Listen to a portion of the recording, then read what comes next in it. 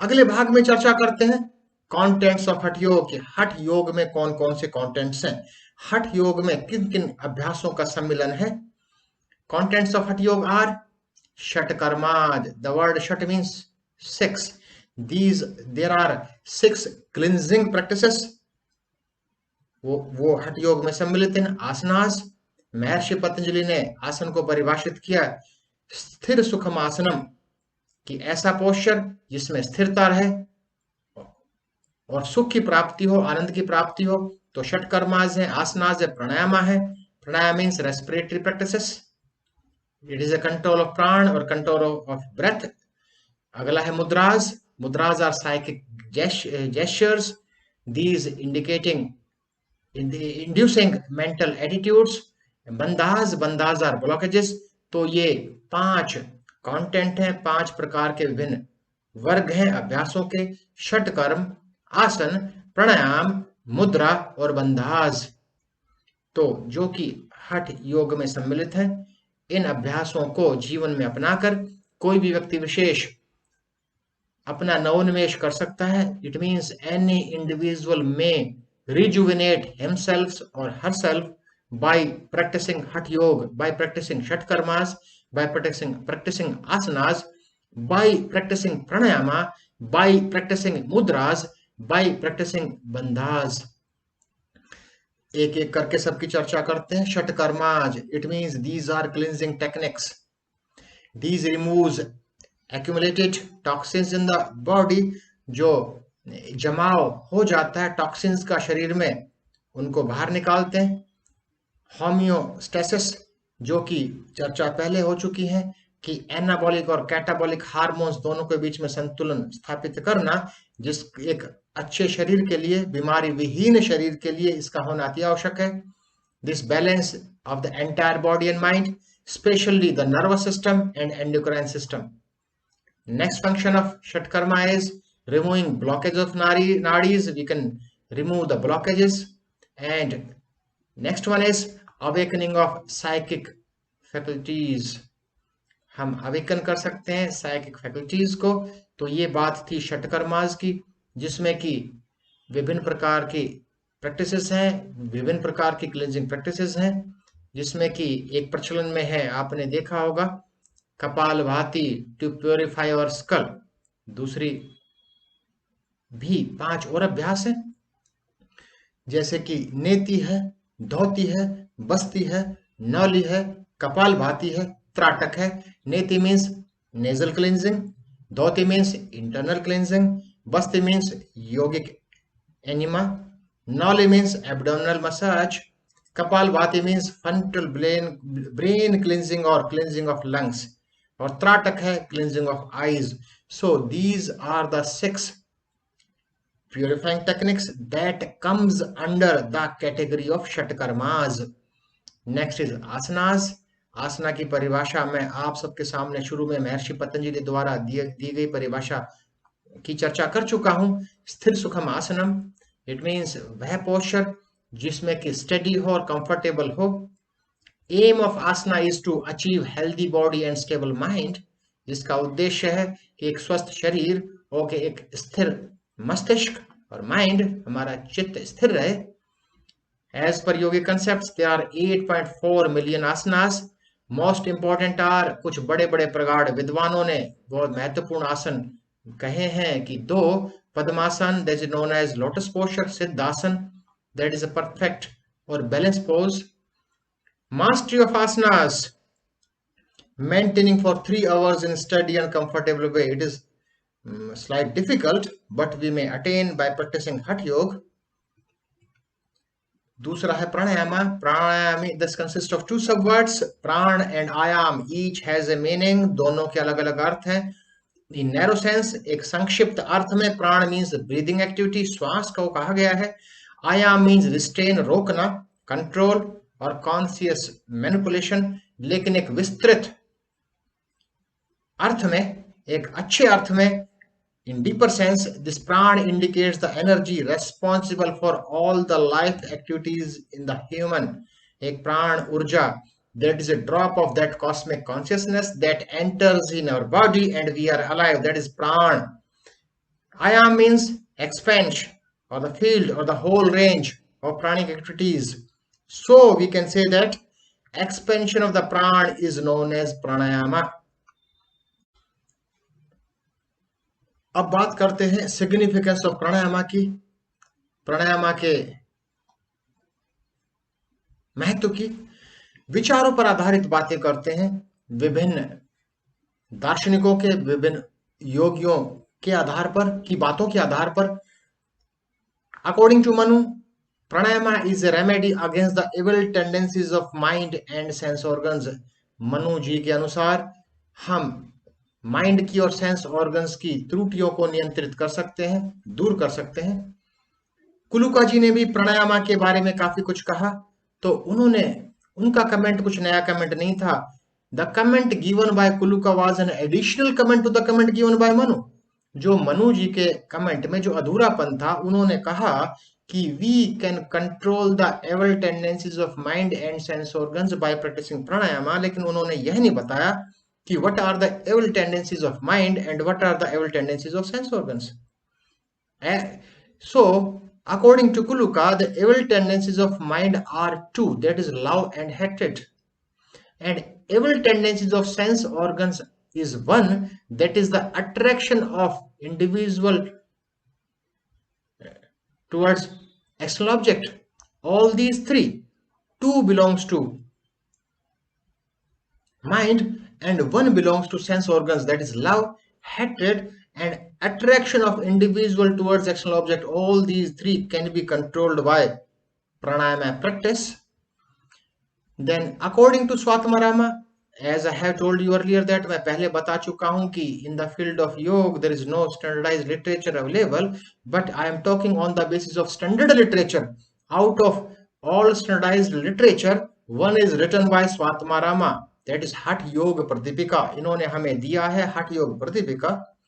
इन्होंने हठ योग प्रदीपिका में कहा है कि yoga alone is sufficient to overcome the evil tendencies of mind and sense organs. एकमात्र योग के अभ्यास से हम एविल टेंडेंसीज माइंड की और सेंस ऑर्गन्स की नियंत्रित कर सकते हैं। It means the pranayama practice that is a small part of Hatha योग, that is a practice that is complete in its nature, जो प्रकृति से अपने आप में पूर्ण है, जो कि एक हठ योग का कंटेंट है। अब बात करते हैं योग के दिग्गज के बारे में, महर्षि पतंजलि के बारे में। महर्षि Patanjali gave the clear exposition about the spiritual development of the individual. महर्षि पतंजलि ने किसी भी व्यक्ति विशेष के आध्यात्मिक विकास के बारे में कहा। The spiritual development of the individual depends on two factors. किसी भी व्यक्ति विशेष का आध्यात्मिक विकास दो कारकों पर निर्भर करता है। First one is the individual must be able to cross the obstacle which is in between individual and spiritual light. यानी दो कारकों को अर्जित किए बिना हम आध्यात्मिकता की तरफ नहीं जा सकते। पहला है कि जो अवरोध, जो बाधा इंडिविजुअल और स्पिरिचुअल लाइट आध्यात्मिक प्रकाश के बीच में विभिन्न प्रकार की बाधाएं उत्पन्न होती हैं, उन बाधाओं को दूर करने की क्षमता विकसित करनी होगी। Second one is the individual must be able to fix the wandering mind.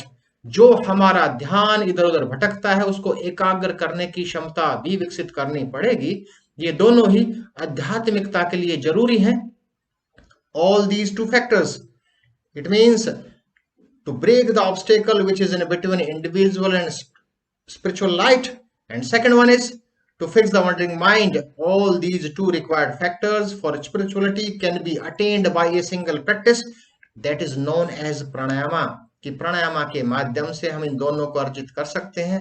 In conclusion, we can say that as per Maharishi Patanjali, we can say pranayama is a staircase in the spiritual development of the individual. कि प्राणायामा तो किसी भी व्यक्ति विशेष के आध्यात्मिक विकास में एक सीढ़ी का काम करती है। अब बात करते हैं ऋषि श्वेताश्वर जी के बारे में कि ऋषि श्वेताश्वर जी ने प्राणायामा के बारे में क्या कहा। एज पर ऋषि श्वेताश्वर कि by practising pranayama we can control the defects of mind. हम अपने माइंड के डिफेक्ट्स को, हम अपने माइंड की त्रुटियों को नियंत्रित कर सकते हैं। कोई नई बात नहीं थी, यह तो शुरू में मनु जी द्वारा भी कहा गया था, it is remedy against the evil tendencies of mind and sense organs, की जो एविल टेंडेंसीज है माइंड और सेंस ऑर्गन्स की, उनका उपचार भी प्राणायाम है। तो ये अभी तक सिग्निफिकेंस की बात की प्राणायाम की, जो कि केवल विचारों पर आधारित बातें थी। अब बात करते हैं टाइप्स ऑफ प्राणायाम की types of pranayama, there is a long list. Surya bhedan, it means right nostril breath. Ujjayi pranayama, it is a psychic breath. Sheetkari, cooling breath. Sheetali, there is also cooling breath. Bhramari, humming bee breath. Bhastrika, bellows breath. मूर्छा,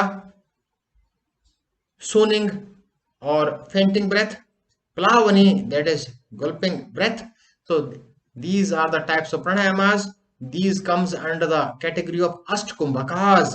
Kumbhak means to retain. It means in these 8, Asht means 8, Asht का अर्थ है 8. It means there are 8 pranayamas that comes under the category of Ashtkumbhakas. In all these 8, that is Surya Vedan, Ujjayi, Sheetakari, Sheetali, Brahmari, Basrika, Murcha, Plavani, इन सब में कुंभक लगाना अनिवार्य है। कुंभक means retain, जो कि हम जालंधर बंद लगाकर मेंटेन करते हैं। लेकिन इसके अतिरिक्त भी एक प्राणायाम जो बहुत अधिक प्रचलन में है, बहुत एक बेनिफिशियल है, दैट इज नोन एज अनुलोम विलोम प्राणायाम और नाड़ी शोधन प्राणायाम। उसको इस कैटेगरी से अलग रखा गया है। क्यों अलग रखा गया है? Since kumbhak is optional in that, उसमें कुंभक ऑप्शनल है, पर इन सब में कुंभक इज एसेंशियल। अब बात करते हैं फोर्थ और फिफ्थ कैटेगरी की, मुद्राज और बंधाज की। मुद्रा क्या है? मुद्राज क्या है? साइकिक जेस्चर्स है which induce a particular state of mind. Bandhas क्या है? प्राणिक एनर्जी लॉक्स है। Mudras and bandhas, both these two practices, that is a part of Hatha Yoga. Mudras and bandhas control the pranic energy. ये हमारे प्राणिक ऊर्जा को नियंत्रित करती हैं, which is awakened with pranayama practice. 10 mudras and 3 bandhas in Hatha Yoga. और जो बंध है, जालंधर बंध है, it mean chin lock. Mula Bandha है, root lock, it means contract of anus. Uddyan Bandh means abdominal lock. It means this is maintained by keeping the diaphragm up by full exhalation. पूरे श्वास को छोड़ने के बाद डायफ्राम को ऊपर की तरफ खींच कर जो बंद लगाया जाता है, that is known as उद्यान। Now I will discuss about the do's in Hatha Yoga. हठ योग में हमें किन किन बातों का ध्यान रखना चाहिए, उसकी चर्चा करेंगे। पहला, proper diet. The diet should be proper. There should be balance between carbohydrate, protein, fats, minerals, vitamins. जितने भी खाद्य पदार्थ हैं, उन पदार्थों के बीच में संतुलन रखना अनिवार्य है, जरूरी है। प्रॉपर स्लीप, पर्याप्त निद्रा की आवश्यकता है, निद्रा भी पर्याप्त लेनी चाहिए। टाइम टू टाइम साधना, समय समय पर साधना भी करनी चाहिए। Follow the sequence of practice given by the experts. योग के ज्ञाताओं, प्रगाढ़ विद्वानों, प्रगाढ़ विदुषियों ने जो सीक्वेंस, जो क्रम दिया है, जो क्रम सुझाया है, उस सुझाए गए क्रम के अनुसार ही हमें अभ्यास सत्र का निर्माण करना चाहिए। उदाहरण के तौर पर in Ashtanga Yoga there are 8 limbs: यम, नियम, आसन, प्राणायाम, प्रत्याहार, धारणा, ध्यान, समाधि। इस अष्टांग योग के क्रम में पहले आसना है, उसके बाद प्राणायाम है। इसका अर्थ हुआ कि पहले हमें आसनों का अभ्यास करना चाहिए, उसके बाद ही हमें प्राणायाम का अभ्यास करना चाहिए। कि जो भी हम सत्र का निर्माण करें जिसमें कि कंटेंट्स हों हठ योग के, उसमें इस क्रम को अपनाते हुए ही हमें सत्र का निर्माण करना चाहिए। अगला बिंदु है जिसका हमें ध्यान रखना चाहिए, follow the season principle to start yoga practice. Yoga का अभ्यास हम शुरू करें, उस समय हमें सीजन के सिद्धांत को, सीजन प्रिंसिपल को भी ध्यान में रखना चाहिए। तो कुल मिलाकर हम किसी भी हठ योग सत्र का निर्माण करते हैं, उस दशा में इन इन बिंदुओं का, इन इन बातों का विशेष ध्यान रखना चाहिए to construct any hatha yoga training session. We should keep these points in our mind. अब बात करते हैं, 7वें भाग में बात करते हैं हठ सिद्धि लक्षणम। हठ सिद्धि लक्षणम की बात करेंगे।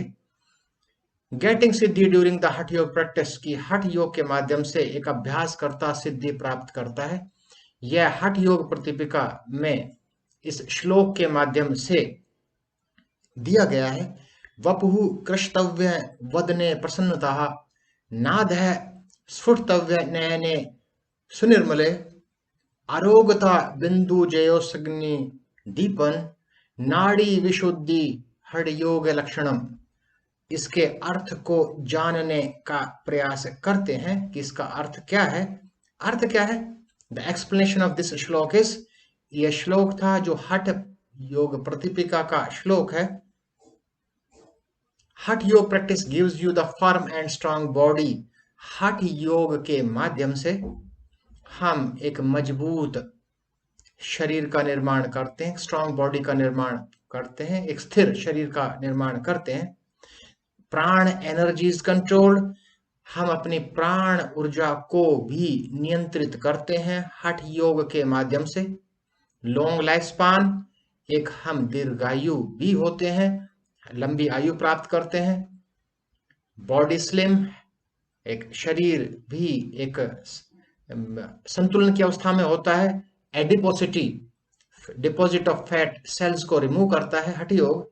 हैप्पीनेस ऑन द फेस, चेहरे पर एक हैप्पीनेस, एक अट्रैक्शन आता है हठ योग के माध्यम से। वी हियर नादास, एक नाद साउंड की अनुभूति हम करते हैं। आईज बिकमिंग निर्मल एंड तेजस्वी, हमारी आंखें भी निर्मल और तेजस्वी बनती हैं हठ योग अभ्यास से।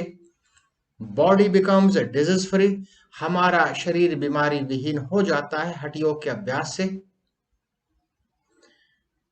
Jatharagni produces and awakening of kundalini, और हमारी कुंडलिनी भी जागृत होती है, जिसकी चर्चा हम पहले कर चुके हैं। नाड़ीज बिकम्स प्योरिफाइज, हमारी नाड़ियां भी शुद्ध होती हैं, जिसकी चर्चा भी कर चुके हैं। आवर कंसंट्रेशन इंक्रीजेस, हमारी एकाग्रता भी बढ़ती है। We can stop the wandering mind, जो हमारा ध्यान, हमारा मन इधर उधर भटकता है, उसको एकाग्र करने की क्षमता भी हम विकसित कर लेते हैं। वेलफेयर ऑफ एवरीवन, जिससे कि सबका वेलफेयर, सबका कल्याण होता है।